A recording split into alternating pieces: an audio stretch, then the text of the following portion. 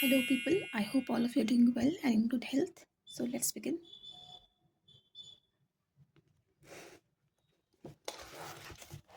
Chapter 13. The Secret of Success. Commerce, empires, and universal religions eventually brought virtually every sapiens on every continent into the global world we live in today. Not that this process of expansion and unification was linear or without interruptions. Looking at the bigger picture, though, the transition from many small cultures to a few large cultures and finally to a single global society was probably an inevitable result of the dynamics of human history. But saying that global society is inevitable is not the same as saying that the end result had to be the particular kind of global society we now have. We can certainly imagine other outcomes. Why is English so widespread today and not Danish? Why are there about 2 billion Christians and 1.25 billion Muslims, but only 150,000 Zoroastrians and no Manichaeans? If we could go back in the time to 10,000 years ago and set the process going again, time after time, would we always see the rise of monotheism and the decline of dualism? We can't do such an experiment, so we don't really know. But an examination of two crucial characteristics of history can provide us with some clues. The hindsight fallacy. Every point in history is a crossroads. Crossroads. A single traveled road leads from the past to the present, but myriad paths fork off into the future. Some of those some of those paths are wider, smoother and better marked, and thus more likely to be taken, but sometimes history or the people who make history takes unexpected turns. At the beginning of the 4th century AD, the Roman Empire faced a wide horizon of religious possibilities. It could have stuck to its traditional variated polytheism, but its emperor Constantine, looking back on a fractious century of civil war, seems to have thought that a single religion with a clear doctrine could help unify its ethnically diverse realm. He could have chosen any of a number of contemporary cults to be his national faith. Manichaeism, Mithraism, the cults of Isis, or Cybele, Zoroastrianism, Judaism, and even Buddhism were all available options. Why did he opt for Jesus? Was there something in Christian theology that attracted him personally, or perhaps an aspect of the faith that made him think it would be easier to use his purpose? Did he have a religious experience, or did some of his advisors suggest that the Christians were quickly gaining adherents and that it would be best to jump on that wagon? Historians can speculate but not provide any definite answer. They can describe how Christianity took over the Roman Empire, but they cannot explain why his particular possibility was realized.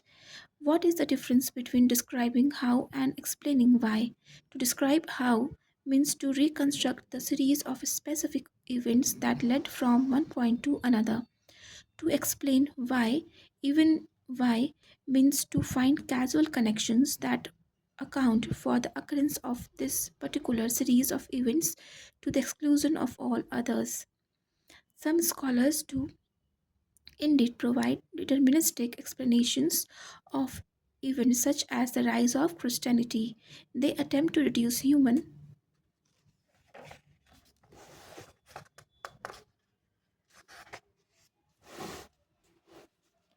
history to the workings of biological, ecological, or economic forces. They argued that there was something about the geography, genetics, or economy of Roman Mediterranean that made the rise the of a monotheist religion inevitable.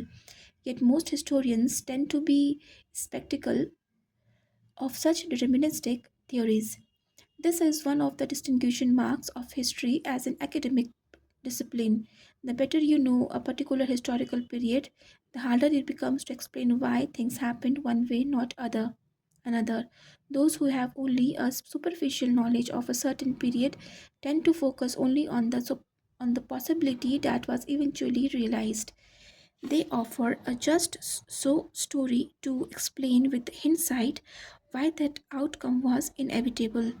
Those more deeply informed about the period are much more cognizant of the roads not taken. In fact, the people who knew the period best, those alive at the time, were the most clueless of all. For the average Roman in the Constantine time, the future was a fog. It is an iron rule of history what what looks inevitable in the hindsight was far more obvious at the time. Today is no different. Are we out of global economic crisis or is the worst still to come? Will China continue growing until it becomes the leading superpower? Will the United States lose its hegemony? Is the upsurge of monotheistic fundamentalism the wave of the future or a local whirlpool of little long term significance? Are we heading towards ecological disaster or technological paradise? There are good arguments to be made for all of these outcomes, but no way of knowing for sure. In a few decades, people will know back and think that the answers to all of these questions were obvious. It is particularly important to stress that possibilities which seem very unlikely to contemporaries often get realized. When Constantine assumed the throne in 306, Christianity was little more than an esoteric Eastern sect. If you were to suggest that is what, then it was what, then it was about to become the Roman state religion. You had You would have been laughed out of the room just as you would be today if you was to suggest that by the year 2050 Hare Krishna would be the state religion of the USA. In October 1913, the Bolsheviks were a small radical Russian faction. No reasonable person would have predicted that within a mere 4 years they would take over the country.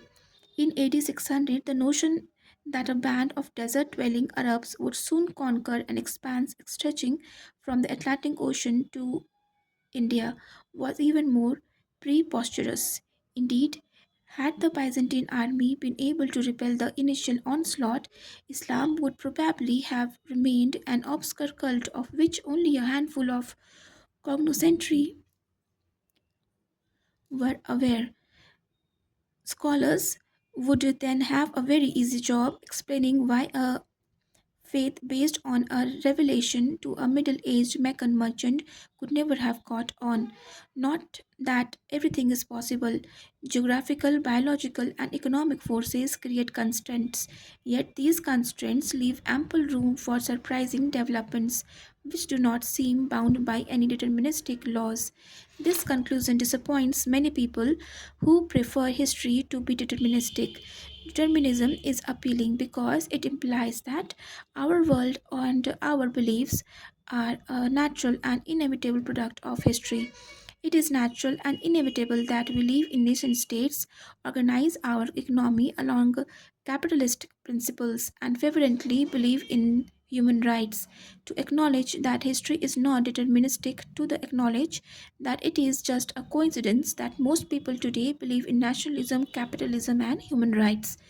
History cannot be explained deterministically and it cannot be predicted because it is chaotic. So many forces are at work and their interactions are so complex that extremely small variations in the strength of the forces and the way they interact produce huge differences in outcomes. Not only that, but history is what is called a level 2 chaotic system. Chaotic systems come in two shapes. Level 1 chaos is chaos that does not react to predictions about it. The weather, for example, is a level on one chaotic system, though it is influenced by myriad forces. We can build computer models that take more and more of them into consideration and produce better and better weather forecast. Level 2 chaos is a chaos that reacts to predictions about it and therefore can never be predicted accurately. Markets, for example, are a level 2 chaotic system. What will happen if we develop a computer program that forecasts with 100% accuracy the price of oil tomorrow? The price of oil will immediately react to the forecast, which would consequently fail to materialize. If the current price of oil is $90 a barrel and the infallible computer program predicts that tomorrow it will be $100, traders will rush to buy oil so that they can profit from the predicted price rise. As a result, the price will shoot up to $100 a barrel today rather than tomorrow. Then what will happen tomorrow? Nobody knows. Politics, too, is a second order chaotic system. Many people criticize Sovietologists for explaining to predict the 1989 revolutions and castigate Middle East experts for not anticipating the Arab Spring revolutions of 2011. It is unfair. Revolutions are, by definition, unpredictable. A predictable revolution never erupts. Why not? Imagine that it's 2010 and some genius political scientists in cahoots with a computer wizard have developed an infallible algorithm that, incorporated into an attractive interference, can be marketed as a revolution predictor. They offer their services to President Hosni Mubarak of Egypt, and in return for a generous down payment, tell Mubarak that according to their forecast, a revolution would suddenly break out in Egypt during the course of the following year. How would Mubarak react? Most likely, he would immediately lower taxes, distribute billions of dollars in handouts to the citizenry, and also beef up his secret police force just in case. The preemptive measures work. The year comes and goes, and surprise, there is no revolution. Mubarak demands its money back. Your algorithm is worthless. He shouts at the scientists. In the end, I could have built another palace instead of giving all that money away. But the reason the revolution did not happen is because we predicted it. The scientists say in their defense. Prophets who predicted things that don't happen. Mubarak remarks as he motions his guards to grab them. I could have picked up a dozen of those for next to nothing in the Cairo marketplace. So, why study history? Unlike physics or economics, history is not a means for making accurate predictions. We study history not to know a future but to widen our horizons, to understand that our present situation is neither natural nor inevitable, and that we consequently have many more possibilities before us than we imagine. For example, studying how Europeans came to dominate Africans enables us to realize that there is nothing natural or inevitable about the racial hierarchy, and the world might well be arranged differently. Blind Cleo. We cannot explain the choices that history makes, but we can say something very important about them. History's choices are not made for the benefit of humans. There is absolutely no proof that human well being inevitably improves as history rolls along. There is no proof that cultures that are beneficial to humans must inexorably succeed and spread, while less beneficial cultures disappear. There is no proof that Christianity was a better choice than Manichaeism, or that the Arab Empire was more beneficial than that of Sassanid Persians. There is no proof that history is working for the benefit of humans because we lack an objective scale on which to measure such benefit. Different cultures define the good differently, and we have no objective yardstick by which to judge between them. The victors of a course always believe that their definition is correct, but why should we believe the victors? Christians believe that the victory of Christianity over Manichaeism was beneficial to humankind, but if we do not accept the Christian worldview, then there is no reason to agree with them. Muslims believe that the fall of Sassanid Empire into Muslim hands was beneficial to humankind, but these benefits are evident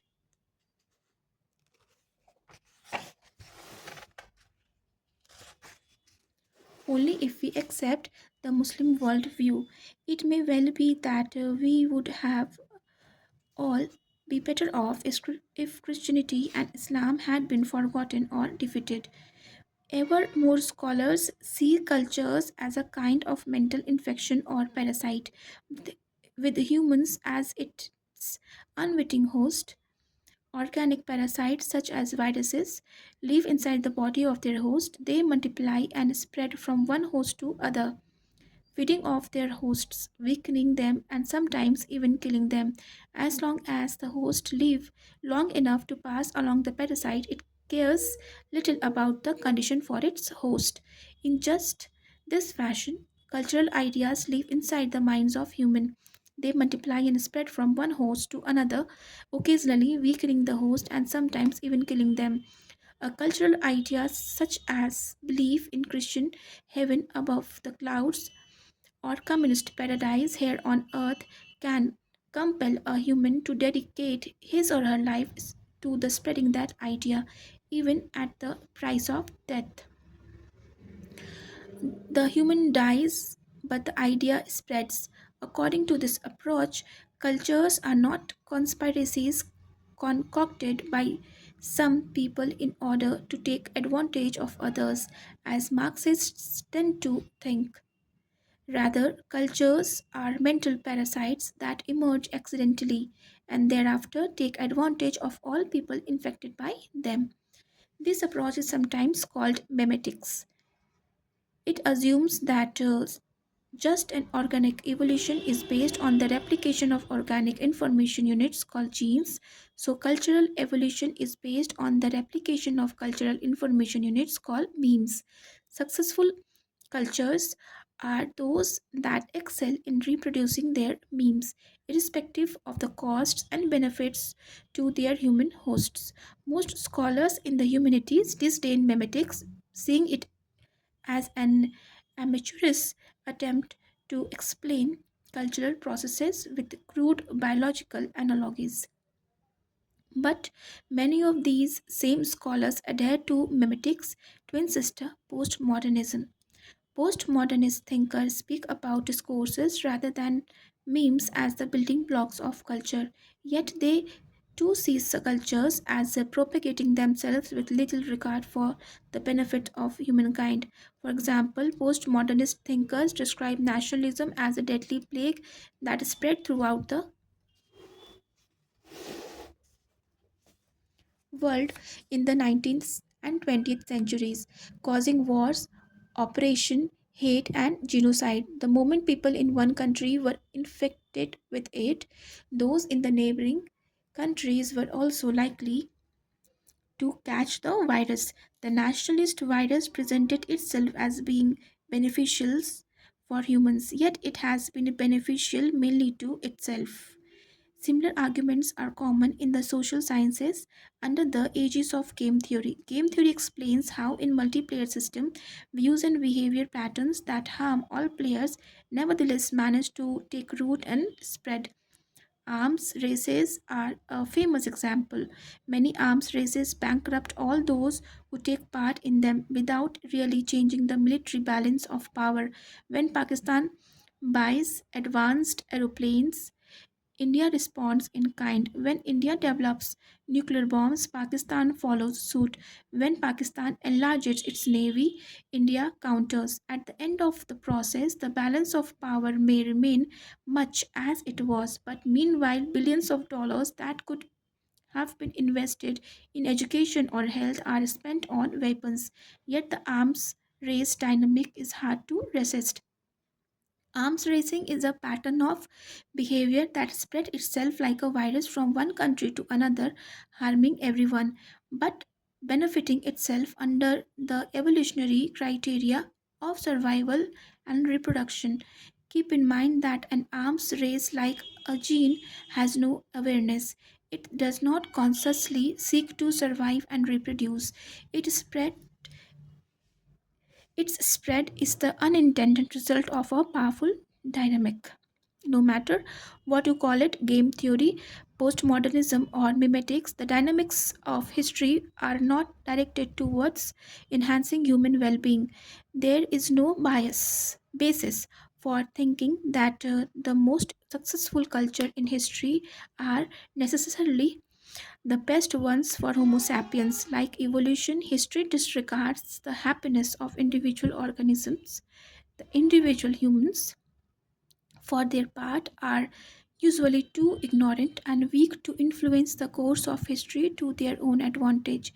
History proceeds from one junction to the next, choosing for some mysterious reason to follow first this path, then another. Around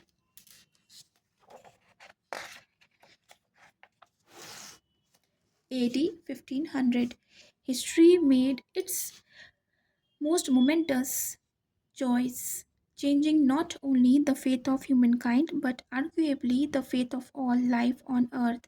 We call it the scientific revolution. It began in Western Europe, a large peninsula on the western tip of Afro Asia, which up till then played no important role in history. Why did the scientific revolution begin there, all, of all places, and not in China or India? Why did it begin at the midpoint of second millennium AD rather than 2 centuries before or 3 centuries later? We don't know. Scholars have proposed dozens of theories, but none of them is particularly convincing. History has a very wide horizon of possibilities, and many possibilities are never realized. It is conceivable to imagine history going on for generations upon generations while bypassing the scientific revolution, just as it is conceivable to imagine history without Christianity, without a Roman Empire, and without gold coins. Part 4, the Scientific Revolution. Alma Modo, Alma Almogordo, 16 July 1945. 8 seconds after first atomic bomb was detonated, the nuclear physicist Robert Oppenheimer, upon seeing the explosion, quoted from the Bhagavad Gita, "Now I am become death, the destroyer of worlds."